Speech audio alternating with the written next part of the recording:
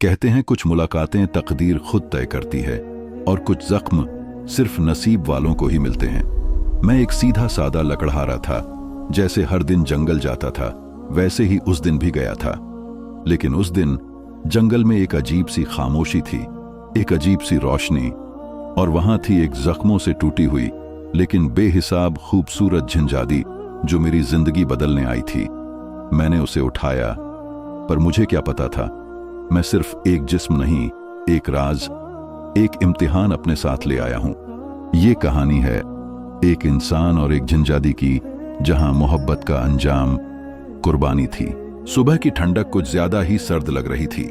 आसमान पर हल्के बादल थे और सूरज धुंध के पीछे छिपा हुआ था। दूर दूर तक कोई परिंदा नजर नहीं आ रहा था, जैसे सब किसी खामोश तूफान के इंतजार में हों। ऐसे ही सन्नाटे में रेहान, एक गरीब लेकिन नेक दिल लकड़हारा, रोज की तरह अपनी कुल्हाड़ी कंधे पर रखे जंगल की ओर चल पड़ा। रेहान के दिन जंगल में ही बीतते थे। वह सूखे पेड़ों को काटता, लकड़ियां इकट्ठा करता और फिर शाम को पास के गांव जाकर उन्हें बेचता। उसकी दुनिया बस एक पुरानी सी झोपड़ी, कुछ फटे पुराने कपड़े और एक सादा सा दिल थी। न कोई परिवार, न कोई साथी। उस दिन जब वो जंगल में दाखिल हुआ तो कुछ अजीब सा सन्नाटा था। पत्तों की सरसराहट भी मानो थम सी गई थी। तभी कुछ दूर उसे एक अजीब सी नीली रोशनी नजर आई जो धुंध में लिपटी हुई थी। रेहान कुछ पल वहीं खड़ा रहा, फिर धीरे धीरे उस रोशनी की ओर बढ़ने लगा। रोशनी के केंद्र में एक पेड़ के नीचे कोई अधमरा सा वजूद पड़ा था। जब रेहान पास पहुंचा तो उसके कदम थम गए। सामने जो नजारा था वो उसने पहले कभी नहीं देखा था। एक लड़की, या शायद कोई और ही मखलूक, बेहद हसीन, जैसे किसी दूसरी दुनिया से आई हो। लंबे काले बाल जिन पर ओस की बूंदें चमक रही थीं, आंखें बंद थीं, पर चेहरा ऐसा जैसे नींद में भी कोई दर्द झेल रही हो। उसका लिबास साधारण नहीं था, बल्कि किसी चमकदार रोशनी से लिपटा हुआ, और वो नीली रोशनी उसी के जिस्म से निकल रही थी जैसे वो खुद रोशनी की बनी हो। रेहान घबरा गया, पर हिम्मत करके उसके पास गया। देखा कि उसके हाथ पर गहरा घाव था, जैसे किसी जंगली जानवर ने नोच दिया हो। वो बहुत हल्के हल्के सांस ले रही थी। रेहान ने तुरंत अपनी चादर निकाली और उसके घाव पर बांध दी। धीरे से पूछा, तुम इंसान हो? कोई जवाब नहीं आया, बस एक धीमी सी सिसकी। वो पल ऐसा था जब रेहान ने फैसला कर लिया, चाहे जो हो वो उसे यूं अकेला नहीं छोड़ेगा। उसने उसे उठाया। वो बहुत हल्की थी, जैसे हवा का कोई झोंका, मगर उसके जिस्म की गर्मी और उस अजनबी दर्द की लहर रेहान के दिल में उतर गई। वह उसे अपनी झोपड़ी में ले आया, धीरे धीरे, हर कदम सोच समझकर। झोपड़ी में आकर उसने उसे अपने पुराने बिस्तर पर लिटाया, फटे पुराने कपड़ों से पट्टियां बनाई, उसे पानी पिलाया और पूरी रात उसके पास बैठा रहा।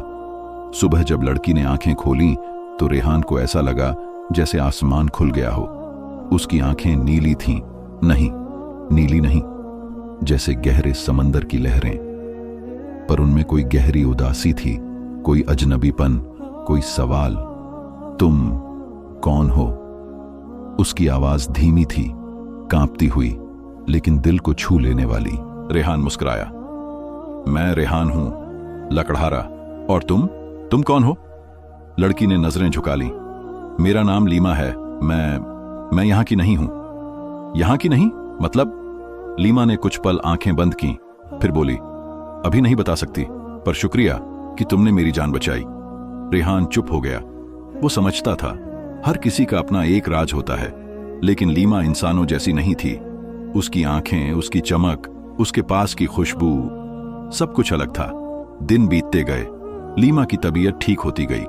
वो बहुत कम बोलती थी, लेकिन उसकी आंखों में हर बार एक कहानी होती थी जो शब्दों से कही नहीं जा सकती थी। रेहान हर रोज जंगल जाता, लकड़ियां लाता, खाना बनाता और उसके लिए दुआ करता। एक रात जब चांद पूरी रोशनी से चमक रहा था, लीमा ने रेहान को बुलाया। रेहान, अब मैं ठीक हूं, लेकिन मुझे जाना होगा। रेहान का दिल धक से रह गया। कहां और क्यों? लीमा ने धीरे से कहा, मैं एक जिनजादी हूं, रोशनी की मखलूक। मैं इंसान नहीं हूं। मेरी दुनिया अलग है और मुझे वहां लौटना होगा। रेहान की आंखें भीग गईं। पर तुम तो मेरी जिंदगी में आई हो। जब से आई हो, सब बदल गया है। अगर तुम चली गई तो मैं। लीमा ने उसका हाथ थाम लिया। उसकी उंगलियां ठंडी थीं, लेकिन उनके छूने से दिल में उजाला फैल गया। रेहान, जो तुमने मेरे लिए किया वो कोई और नहीं कर सकता था, लेकिन मेरी दुनिया में तुम्हारे जैसे लोगों की कोई जगह नहीं। अगर मैं यहीं रही तो मेरी रोशनी बुझ जाएगी, मैं खत्म हो जाऊंगी। रेहान कुछ नहीं बोला, बस चुप रहा। कुछ शब्द गले तक आए पर बोल ना सका। लीमा ने उसकी आंखों में देखा और बोली, कल रात जब आसमान पर रोशनी का दरवाजा खुलेगा मैं उससे वापस जाऊंगी। अगर तुम चाहो तो अलविदा कह देना, अगर नहीं कहो तो भी मैं तुम्हें हमेशा याद रखूंगी। रेहान ने कुछ नहीं कहा। वो पूरी रात जागता रहा। वो उस पल को रोकना चाहता था, पर जानता था जिनजादी को कैद नहीं किया जा सकता। अगली रात आसमान पर एक नीला घेरा बना, जैसे कोई दरवाजा खुल रहा हो। लीमा उसके सामने आई। उसने आखिरी बार रेहान की आंखों में देखा और फिर रोशनी में लिपट गई। रेहान बस उसे जाता देखता रहा, जैसे चांदनी रात में कोई सपना उड़कर कहीं दूर चला गया हो। पीछे बस एक खुशबू रह गई और एक अधूरा सवाल, क्या वो कभी लौटेगी? वक्त गुजरता गया। दिन हफ्तों में बदले, हफ्ते महीनों में, और जंगल अपने रंग बदलता रहा। मगर रेहान की दुनिया वहीं की वहीं ठहरी रही। एक खामोश झोंपड़ी, एक बुझता हुआ चूल्हा और एक अधूरी रोशनी, जो लीमा के जाने के बाद हर चीज में बिखरी बिखरी सी महसूस होती थी। रेहान फिर से रोज जंगल जाने लगा, मगर अब उसकी आंखें हमेशा किसी नीली रोशनी की तलाश में रहती। उसके कदम बार बार उन्हीं रास्तों पर मुड़ते जहां उसने पहली बार लीमा को घायल पाया था। हर बार उसका दिल कहता, शायद आज वो फिर लौट आए, शायद आज फिर कोई रोशनी टूटकर जमीन पर गिर पड़े। मगर कुछ नहीं हुआ। अब वो अकेला नहीं था, वो खाली हो चुका था। एक दिन जब बारिश के बाद जंगल भीगा हुआ था और पेड़ों के पत्ते मोतियों की तरह चमक रहे थे, रेहान को एक जानी पहचानी सी खुशबू महसूस हुई। वही खुशबू जो लीमा के पास से आती थी। वो रुक गया। उसका दिल जोर जोर से धड़कने लगा। फिर अचानक एक धीमी सी आवाज जंगल की गहराई से, रेहान। रेहान ने पलट कर देखा। कोई नहीं था, मगर दिल ने फिर से पुकारा, ये वही है। वो उस आवाज की दिशा में दौड़ा, पीछे देखे बिना। पेड़ों के बीच एक छोटा सा तालाब था, जिस पर चांदनी का जादू बिखरा हुआ था, और तालाब के किनारे कोई बैठा हुआ था। नीले कपड़े, लंबे बाल, वही खुशबू। लीमा। रेहान की आवाज में हैरानी, खुशी और शक सब एक साथ थे। लीमा ने सिर उठाया। उसकी आंखों में चमक थी, लेकिन साथ ही एक गहरी थकान भी। रेहान, मुझे वापस नहीं आना चाहिए था, लेकिन तुम्हारी दुआओं ने मुझे खींच लाया। रेहान उसके पास बैठ गया। तो तुम जिंदा हो, तुम वापस आ गई हो। लीमा ने धीरे से कहा, मैं एक जिनजादी हूं।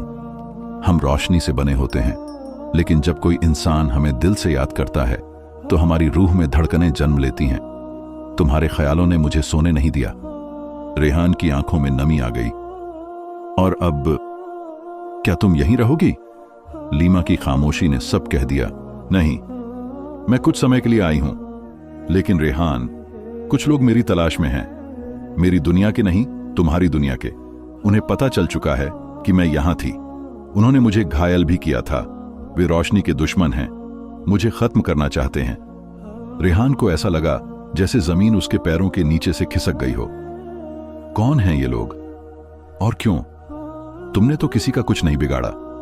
लीमा ने आसमान की ओर देखा और फिर धीमे स्वर में कहा, दुनिया में कुछ लोग हर उस चीज से डरते हैं जो उनकी समझ से परे हो। मैं हमेशा इंसानों से दूर रही, लेकिन एक दिन गलती से उनके जाल में फंस गई। उन्होंने मुझे कैद किया, मुझ पर प्रयोग किए, और जब मैं भागी तब घायल हो गई। तभी तुमने मुझे पाया था। रेहान का दिल कांप गया। क्या वे तुम्हें फिर से ढूंढ लेंगे? लीमा ने सिर हिलाया। इसलिए मैं सिर्फ कुछ दिनों तक रह सकती हूं। रेहान उस हर पल को जीना चाहता था जैसे वही उसकी पूरी जिंदगी हो। उसने जंगल में लीमा के लिए एक सुंदर और शांत जगह तैयार की, जहां फूलों की खुशबू, परिंदों की आवाजें और हवा की सरगोशियां थीं। वहीं दोनों घंटों बैठते, बातें करते, और लीमा कभी कभी उसे अपनी दुनिया की कहानियां सुनाती। हम रोशनी से बने हैं, लेकिन जब मोहब्बत करते हैं तो इंसान बन जाते हैं, और मोहब्बत की कीमत हमें अपनी ताकत से चुकानी पड़ती है। रेहान हर दिन उसे नए तरीके से देखता, जैसे वो कुछ घंटों की मोहलत ही उसकी पूरी उम्र हो। लेकिन लीमा की आंखों में उदासी गहराती जा रही थी। एक शाम जब जंगल में अंधेरे की परतें उतर रही थीं, एक साया अचानक सामने आया। रेहान ने अपनी कुल्हाड़ी कसकर थाम ली। कौन है? बाहर आओ, उसने आवाज दी। साया आगे बढ़ा। वह एक लंबा आदमी था, काले कपड़ों में, और उसकी आंखों में रोशनी नहीं बल्कि अंधेरा था। तो यही वो जगह है जहां वो छुपी है। रेहान आगे बढ़ा। तुम कौन हो और यहां क्या कर रहे हो? आदमी हंसा। हम उसे वापस लेने आए हैं। वो झंझाती हमारी रिसर्च का सबसे दुर्लभ नमूना है। जितना छुपा सकते हो छुपा लो, उसे जाना ही होगा। रेहान का खून खौल उठा। तुम इंसान हो, लेकिन इंसानियत नहीं है तुम में। वो घायल थी, मैंने उसे बचाया। वो मेरी मेहमान है। नहीं, वो तुम्हारी सजा है। वो आदमी पीछे हटा और पीछे से दो और साए निकल आए। उसी वक्त लीमा सामने आ गई। उसकी आंखें चमक रही थीं, लेकिन वो कमजोर लग रही थी। उन्हें मत रोको रेहान, ये वक्त लड़ने का नहीं, प्यार करने का है। रेहान चिल्लाया, नहीं, मैं तुम्हें उनके साथ नहीं जाने दूंगा। लीमा ने उसका हाथ थामा और फिर उसके होंठों पर एक हल्की सी मुस्कान आई। उसने धीमे से कहा, तुमने मुझे जिंदगी दी, अब मेरी बारी है। उस पल एक रोशनी का तूफान उठा। पेड़ झूमने लगे, आसमान पर बादल गरजने लगे और वो तीनों साए पीछे हटने लगे। ये क्या हो रहा है? उनमें से एक चिल्लाया। लीमा ने आंखें बंद कर लीं और उसके पूरे वजूद से एक नीला उजाला उठने लगा। वो रोशनी उन काले सायों को अपनी गिरफ्त में लेने लगी। वे चीखने लगे, मिटने लगे, जैसे किसी दूसरी दुनिया की तरफ खींच रहे हों। रेहान ने एक हाथ से आंखें ढक लीं और जब रोशनी थमी तो सब कुछ शांत हो गया। सिर्फ लीमा जमीन पर बैठी थी, सांसें धीमी, वजूद हल्का, आंखें बंद। रेहान उसके पास बैठा। लीमा, तुम ठीक हो? लीमा ने धीमे से कहा, तुमने वादा किया था तुम मुझे कैद नहीं करोगे। अब मुझे जाने दो रेहान, मेरी रोशनी अब बुझ रही है। मैं तुम्हारे दिल में रहूंगी, लेकिन इस दुनिया में नहीं। रेहान ने उसका हाथ थाम लिया और रो पड़ा। मैं तुम्हें कैसे जाने दूं? लीमा ने हल्की सी मुस्कान के साथ कहा, मैं जा नहीं रही, मैं तुम्हारे भीतर हूं, हर पल, हर दुआ में। फिर उसकी आंखें बंद हो गईं। उसका शरीर नीली रोशनी में घुलने लगा और अगले ही पल वो रोशनी हवा में बिखर गई। रेहान के हाथ खाली रह गए। जंगल फिर से खामोश हो गया। सिर्फ एक आवाज बाकी रही, रेहान के दिल से निकली पुकार, लीमा। रेहान के हाथ अब खाली थे, जिस्म ठहरा हुआ, जुबान खामोश और दिल किसी पुरानी अजान की हल्की सी गूंज से भरा हुआ। लीमा जा चुकी थी। ना वो चिल्लाया, ना किसी को पुकारा, बस उसी जंगल के बीच उस तालाब के किनारे चुपचाप बैठा रहा। उसकी हथेलियों में अब भी लीमा के हाथ की नरमी महसूस हो रही थी, जैसे वो अभी एक झपकी लेकर फिर वापस आ जाएगी। दिन गुजरते गए। रेहान की जिंदगी जैसे थम गई थी। झोपड़ी वहीं थी, दीवारें वहीं, चूल्हा भी वहीं, पर जो इंसान अब वहां रहता था वो रेहान नहीं था। वो अब बस एक साया था जो दिन भर लकड़ियां काटता, उन्हें गट्ठरों में बांधता और फिर बाजार में बेच आता। ना किसी से बात करता, ना किसी से नजर मिलाता। लोग कहते, ये वही लकड़हारा है जिसे जंगल में कोई जिन की परी मिली थी। कुछ हंसते, कुछ अफसोस करते, लेकिन किसी को क्या पता, वो लड़की सिर्फ कोई परी नहीं थी, वो किसी की सांस थी, किसी की दुआ थी, किसी की रूह का टुकड़ा थी। अब हर शाम रेहान उसी तालाब के पास जाकर बैठता। कभी धूप की किरणों में उसे लीमा का अक्स दिखता, तो कभी चांदनी में पानी पर झिलमिलाती उसकी आंखें।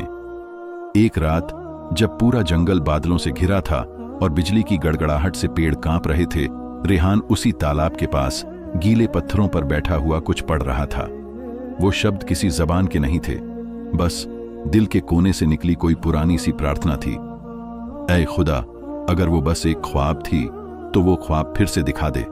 अगर वो हकीकत थी तो उसके और मेरे बीच की दूरी खत्म कर दे, और अगर वो तेरी मखलूकत थी तो मुझे भी उसका हिस्सा बना दे। तभी एक ठंडी हवा का झोंका आया। रेहान ने आंखें खोलीं। सामने कोई रोशनी सी फूट रही थी, जैसे फिजा चीर दी गई हो, लेकिन वो नीली रोशनी नहीं थी, वो सफेद थी, कोमल और धीमी। उस रोशनी में एक साया उभरा, लीमा नहीं, कोई और। एक बुजुर्ग औरत सफेद लिबास में, हाथ में एक रोशनी से चमकती छड़ी लिए उसके सामने खड़ी थी। रेहान, आप कौन हैं? रेहान ने पूछा। मैं नूरी हूं, लीमा की गुरु। उसी दुनिया से आई हूं जहां रोशनी सच्ची होती है और सच्चाई कभी मिटती नहीं। वो ठीक है? रेहान की आवाज कांप रही थी। नूरी ने सिर हिलाया। वो अब तुम्हारे दिल में जिंदा है, लेकिन उसे चैन तभी मिलेगा जब तुम्हें चैन मिलेगा। उसके बिना क्या कभी चैन मिलेगा? रेहान की आंखें भर आईं। नूरी ने उसके सिर पर हाथ रखा। जिससे तुमने मोहब्बत की वो मिट्टी की नहीं, रोशनी की बनी थी, और रोशनी को कैद नहीं किया जा सकता। तुमने उसे आजाद रखा। यही तुम्हारी सबसे बड़ी इबादत थी। फिर आप क्यों आई हैं? रेहान ने धीमे से पूछा। नूरी मुस्कुराई। क्योंकि तुम्हें एक आखिरी मौका दिया गया है, एक सवाल, एक फैसला और एक इम्तिहान। रेहान चुप रहा। अगर तुम चाहो तो उस दुनिया में जा सकते हो जहां लीमा है, लेकिन तुम्हें अपनी इंसानियत छोड़नी होगी। तुम रोशनी बन जाओगे, न भूख, न नींद, न वक्त, सिर्फ रोशनी और एक अब्दी जिंदगी लीमा के साथ। और दूसरा रास्ता, यही दुनिया, जख्मों के साथ, यादों के साथ, अकेलेपन के साथ, लेकिन एक इंसान के तौर पर। रेहान ने आसमान की तरफ देखा। सब कुछ चुप, एक लंबी खामोशी, और फिर उसने पूछा, क्या मैं उससे एक बार बात कर सकता हूं? नूरी ने छड़ी घुमाई। फिजा में चमक हुई, और फिर वही नीली रोशनी, वही चेहरा, वही आंखें सामने थी। रेहान, लीमा की आवाज, धीमी लेकिन जिंदा। रेहान उसकी तरफ बढ़ा। तुम सच में? वक्त कम है रेहान, मैं तुम्हें वापस नहीं बुला सकती, लेकिन अगर तुम आना चाहो तो दरवाजा खुला है। कुछ पल तक रेहान सिर्फ उसे देखता रहा। फिर उसके दिल का सवाल बाहर निकला, अगर मैं रोशनी बन गया तो क्या तुम्हें महसूस कर सकूंगा? तुम्हारे आंसू, तुम्हारी हंसी, तुम्हारी खामोशी। लीमा ने हल्के से कहा, नहीं, क्योंकि रोशनी में जिस्म नहीं होते, बस रूहें होती हैं। तुम देख पाओगे, सुन पाओगे, लेकिन छू नहीं सकोगे। रेहान ने आंखें बंद कर ली, और फिर उसने वो फैसला किया जो हर कोई नहीं कर सकता। मैं इंसान रहूंगा। लीमा ने अपनी आंखें बंद कर ली। एक आंसू उसकी रूह से बहकर रोशनी में घुल गया। नूरी ने सर झुकाया। तुमने सबसे बड़ी कुर्बानी दी। मोहब्बत में खुद को मिटा देना आसान है, पर मोहब्बत को जिंदा रखकर जीना, यह हुनर हर किसी के पास नहीं होता। रेहान अब खामोश था, लेकिन उसकी आंखों में अब सुकून था।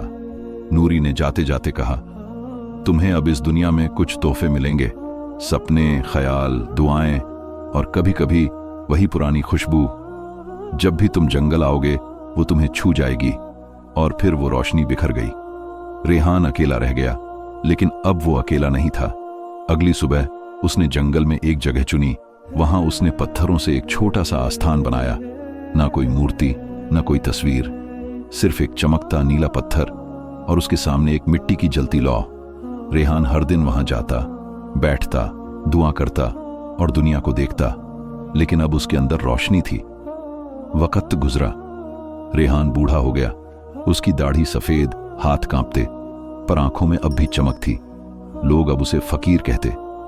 ये वही है जिसने एक झिंजादी से मोहब्बत की थी और फिर उसे रोशनी में आजाद कर दिया। रेहान बस मुस्कुरा देता। एक दिन जब वो वापस नहीं लौटा, लोग जंगल में उसे ढूंढने आए। तालाब के पास उस नीले पत्थर के सामने वो बैठा था, आंखें बंद, चेहरे पर सुकून, और एक हल्की नीली रोशनी उसके चारों ओर चमक रही थी। कहते हैं उस दिन हवा में वही पुरानी खुशबू थी और पेड़ों के बीच किसी की मुलायम सी हंसी गूंज रही थी। रेहान, अब तुम मेरे साथ हो।